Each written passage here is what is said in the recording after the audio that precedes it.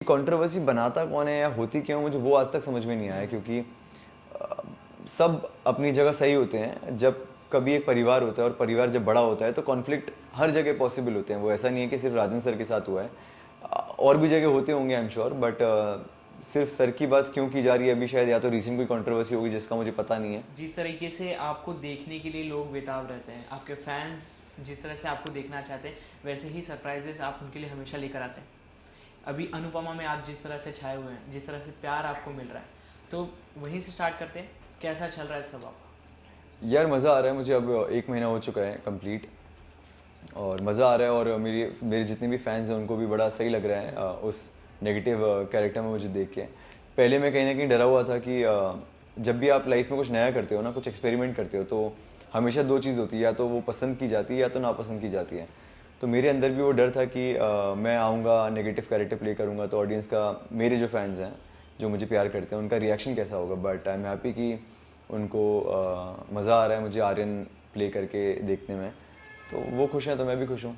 अनुपमा में आपका किरदार तो लोगों को पसंद ही आ रहा है, पर अभी एक और आर्टिस्ट थे, उनका नाम अभी नहीं लेंगे, वो निकले हुए थे, वो कॉन्ट्रैक्ट बेसिस पे थे, 6-7 महीने इतने पे। तो आपके साथ ऐसा कुछ है कि नहीं, मेरा भी स्पेशल अपीयरेंस या कैमियो है, कुछ टाइम के लिए है।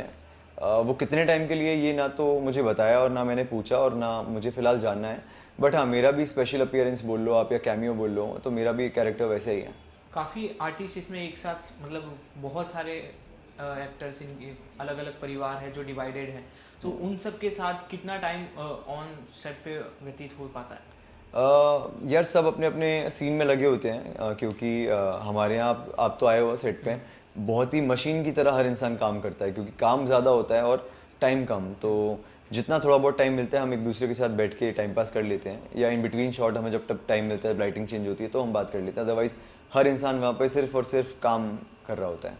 राजन शाही जी की बात करें, वो इन दिनों क्या है, पहले से ही काफ़ी कॉन्ट्रोवर्सी बीच बीच में आते रहते हैं कि उनने अपने आर्टिस्ट के साथ ऐसा किया वैसा किया।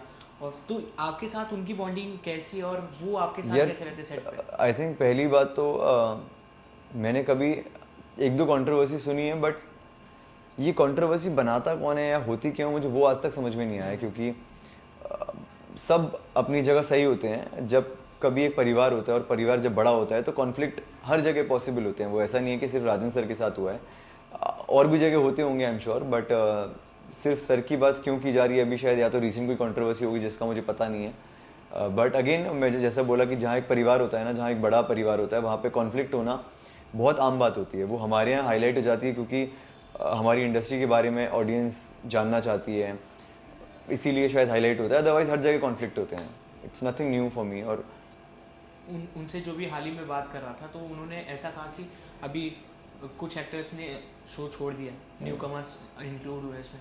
तो उन्होंने कहा कि जो जा रहा है वो मतलब बुराई कर रहा है, पर मुझे उस चीज़ से फ़र्क नहीं पड़ता। तो उससे कुछ काम पे इफेक्ट पड़ता है? बिल्कुल नहीं, मतलब फ्रीडम ऑफ स्पीच होता है, जिसको जो बोलना है, जिसको जो फीलिंग होगी वो शायद बोल रहे होंगे। मुझे अगेन आई एम अनअवेयर, मुझे पता नहीं है आप क्या बोल रहे हो, बट मैं बहुत ही जेनरिक वे में बात करूँगा। तो सबका अपना मानना होता है यार, और मेरे हिसाब से जैसा कि हमेशा से मेरा मानना है कि प्रोडक्ट एक शो बड़ा होता है, इंसान नहीं। तो अनुपमा शो बड़ा होना चाहिए, और शो के बेनिफिट के लिए हम सबको सोचना चाहिए, और वो हमारा एक प्राइमरी फोकस होना चाहिए कि शो के बेटरमेंट के लिए हम क्या कर सकते हैं।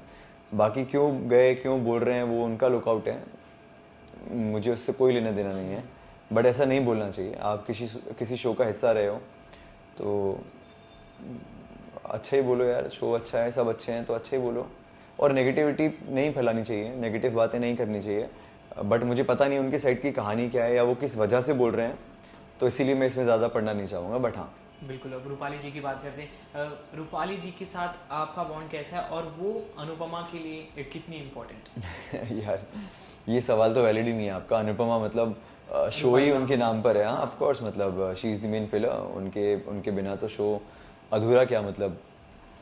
तो वो तो सवाल वैलिड नहीं है। बट हाँ, उनके साथ जितना मैंने काम किया, मज़ा आया उनके साथ काम करके, सीन करके अच्छा लगता है उनके साथ। बीच बीच में जब उनका कुछ इनपुट होता है, क्योंकि उन्हें इतने साल का एक्सपीरियंस है, तो वो मुझे बता देते हैं कि तू यहाँ पे ये कर सकता है, और मुझे इम्प्रूव कर देते हैं कई कई जगह।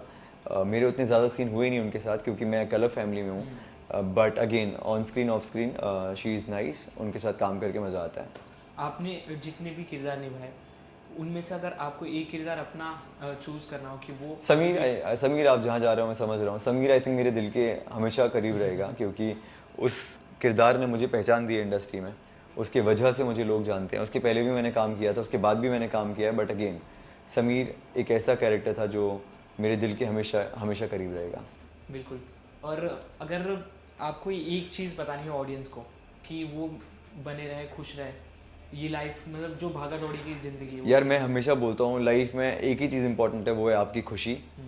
और खुशी ना तो गाड़ी से, ना पैसे से, ना ब्रांडेड कपड़े से, ना काम से, किसी भी चीज़ से नहीं आती है। इन सारी चीज़ों से जो खुशी मिलेगी ना वो बहुत टेम्परेरी होगी। आपको गाड़ी से खुशी मिल जाएगी 4 दिन 5 दिन, आप साफ करके रखोगे, सब करोगे। घर से खुशी मिल जाएगी आपको 6 महीने 1 साल, बट अगर आप अंदर से खुश होगे ना तो आपके पास कुछ भी नहीं है। अगर ना घर है, ना गाड़ी है, ना पैसा है, कुछ भी नहीं है, अगर आप अंदर से खुश हो तो आप सबसे पैसे वाले इंसान या सबसे वेल्दी इंसान माने जाओगे।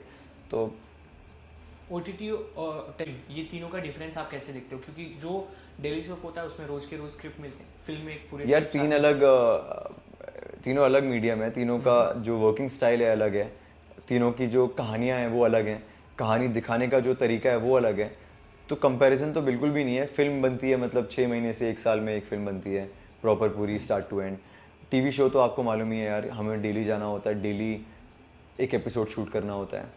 और वेब शो अगेन उसमें भी पहले से पता होता है, पहले से प्लानिंग होती है, तो वो कहीं ना कहीं फिल्म की तरह होता है। तो तीनों अपनी जगह अच्छे हैं यार, बट सबसे ज़्यादा हार्डवर्क जो मेरा मानना है वो टीवी में है। टीवी में पूरे लोग, सिर्फ हम एक्टर्स नहीं, बाकी जो डायरेक्शन टीम है, जो मेकअप आर्टिस्ट हैं, जो स्पॉट दादा होते हैं, जो लाइटमैन होते हैं, वो बेचारे बहुत ज़्यादा मेहनत करते हैं और क्रेडिट सिर्फ हमें मिलता है। जो कि सही गलत तो मुझे नहीं पता कि इतने सालों से टेलीविज़न चलता आ रहा हूँ, मैं कुछ होता नहीं हूँ इस चीज़ को बदलने के लिए, बट अगेन जितना भी क्रेडिट हमें मिलता है ना वो उतना ही क्रेडिट पूरी टीम को मिलना चाहिए क्योंकि मेहनत वो भी पूरी करते हैं।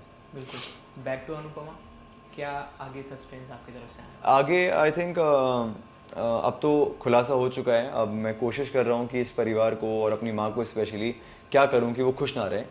तो अब मैं किस लेवल तक जाऊँगा अपने इस प्लानिंग में, वो आप देखते रहिए अनुपमा स्टार प्लस पे। क्या बात है। कोई एक फैन मोमेंट शेयर करना चाहेंगे आप? फैन आपके साथ मोमेंट? हुआ? वो काफ़ी हुआ होगा। हाँ, कल एक फ़ैन आए थे सेट पे और तो मैं सीन करके आया तो बोला फ़ोटो लेनी है, तो वो 3 लोग थे और तीनों ने फ़ोटो ली। तो बाद में मेरे को पता चला वो मेरे फ़ैन नहीं थे, किसी और के थे। उनको लगा कि मैं वो कैरेक्टर हूँ, तो मैंने कहा अच्छा। और मैं समझ गया था उनके हाव भाव से, मैं कहा ये मेरे फ़ैन नहीं लग रहे हैं मुझे। मतलब होता है ना जब आपके फ़ैन आते हैं तो आप समझ जाते हो कि यार ये तो हाँ इन्होंने देखा होगा आपका कुछ काम। वो ना बड़े ब्लैंक लग रहे थे, तो ऐसे ऐसे देख रहे थे, तो मैं समझ गया था। मैं कहा आप किसके फ़ैन हो? मेरे तो नहीं हो, मैंने सामने से बोल दिया था। तो ये एक मोमेंट, और ये होता रहता है, बहुत आम बात है यार। बिल्कुल। बहुत अच्छा लगा आपसे बात करके। मुझे भी बड़ा मज़ा आया आपके साथ बात करके और आई एम श्योर बहुत जल्द हम दोबारा मुलाकात बिल्कुल करेंगे। मिलेंगे। एक जो कश्मीर में इंसिडेंट हुआ उसके बारे में आपसे बात करना चाहेंगे। जिस तरह से कास्ट पूछ के लोगों को मारा गया, एज ए पब्लिक फिगर अगर आपको कुछ अपील करनी हो गवर्नमेंट से? मतलब यार ये देश एक ही है, हम खाना भी वही खा रहे हैं, पानी भी वही पी रहे हैं, वही हवा हम अंदर ले रहे हैं, वही ऑक्सीजन ले रहे हैं। तो ये चीज़ मुझे आज तक समझ में नहीं आई है कि ये क्यों होता है। मतलब हिंदू मुस्लिम सिख ईसाई और सब इंसान है यार, सब भगवान के बनाए हम, भगवान की बनाए देने हम। तो ये कब शुरू हुआ होगा, मुझे तो वो जानने की कोशिश है कि कब ये शुरुआत हुई होगी इस चीज़ की, कास्ट और ये सारी चीज़ें। अब ख़त्म हो जाना चाहिए यार, अब 2025 में हम आ चुके हैं और ये सारी चीज़ें ख़त्म हो जानी चाहिए। इंसान को इंसान की तरह लेना चाहिए, ना कि उसकी कास्ट या वो किस भगवान को मानता है, किसको फॉलो करता है। ये सब चीज़ें ख़त्म हो जाना चाहिए। कैसे होंगी आई एम श्योर, कुछ तो होना चाहिए, बट हो जाना चाहिए। और ये इंसिडेंट जब आपने सुना? ये बहुत ही दर्दनाक था, मतलब जब, और मैं ना ज़्यादा देख नहीं पाता हूँ क्योंकि बड़ा बुरा लगता है और फिर थोड़ा सा आप माइंड से ना मैं क्या कहना चाह रहा हूँ, तो वो इसीलिए होना तो नहीं चाहिए। एंड काश सब कुछ बहुत जल्दी एक ऐसा मैजिक हो जाए कि सब बहुत जल्दी इम्प्रूव हो जाए और ठीक हो जाए और आइंदा कभी भी इस तरीके की कोई भी चीज़ ना हो, तो सब खुश रहें। बिल्कुल। Thank you so much. Thank you. You want to say something for your lovely audience? यार thank you so much for watching this video. और एक चीज़, मैं इंस्टाग्राम पे एक्टिव रहूँगा या सोशल मीडिया पे एक्टिव रहूँगा। Secondly keep watching Anupama only on star plus and Hotstar. और थैंक यू सो मच आप सभी के प्यार, आप सभी के सपोर्ट के लिए। अपना प्यार और सपोर्ट बरकरार रखना। Thank you.